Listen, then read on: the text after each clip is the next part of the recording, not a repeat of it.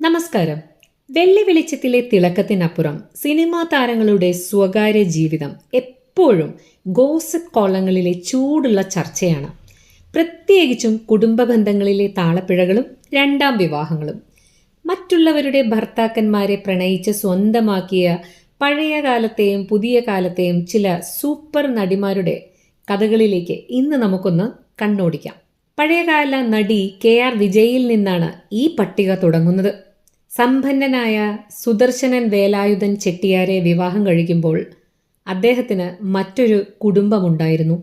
അതുപോലെ അന്തരിച്ച നടി സുകുമാരി പ്രശസ്ത സംവിധായകൻ ഭീം സിംഗിനെ വിവാഹം കഴിച്ചതും അദ്ദേഹം വിവാഹിതനായിരിക്കെ ഒരു കുടുംബമുണ്ടായിരിക്കെ ആയിരുന്നു.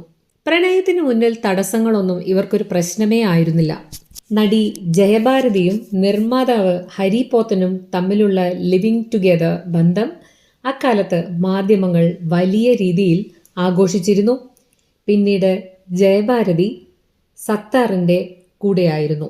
തമിഴ് താരം രാധിക ശരത് കുമാറിനെ വിവാഹം കഴിക്കുമ്പോൾ അദ്ദേഹത്തിന് ആദ്യ വിവാഹത്തിൽ വരലക്ഷ്മി എന്ന മകളുണ്ടായിരുന്നു. തെലുങ്ക് സൂപ്പർ സ്റ്റാർ നാഗാർജുനയെ സ്വന്തമാക്കാൻ അമലയ്ക്കും അദ്ദേഹത്തിൻ്റെ ആദ്യ വിവാഹബന്ധം ഒട്ടും തടസ്സമായില്ല.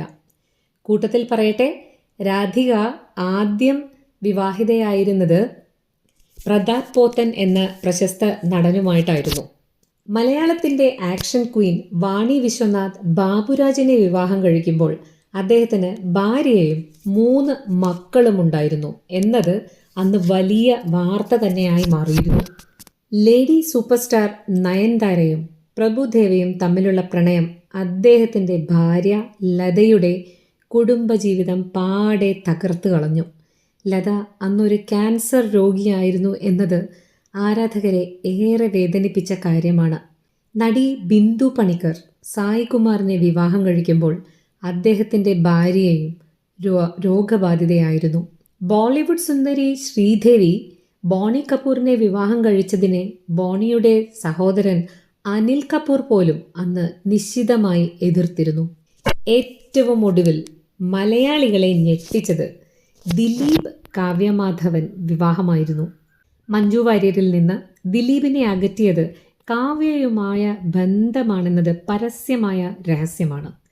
വിധി വന്ന് ആഴ്ചകൾ പിന്നിടുമ്പോൾ ദിലീപ് കുറ്റവിമുക്തനായെങ്കിലും ഈ കുടുംബ ബന്ധങ്ങളിലെ വിള്ളലുകൾ ഇന്നും പേജ് 3 കോളങ്ങളിൽ സജീവമാണ്. സിനിമയിൽ എന്ന പോലെ ജീവിതത്തിലും ഇവർ സെലിബ്രിറ്റികളായതുകൊണ്ട് തന്നെ ഇവരുടെ താളപ്പിഴകൾ എപ്പോഴും ചർച്ച ചെയ്യപ്പെട്ടുകൊണ്ടേയിരിക്കും.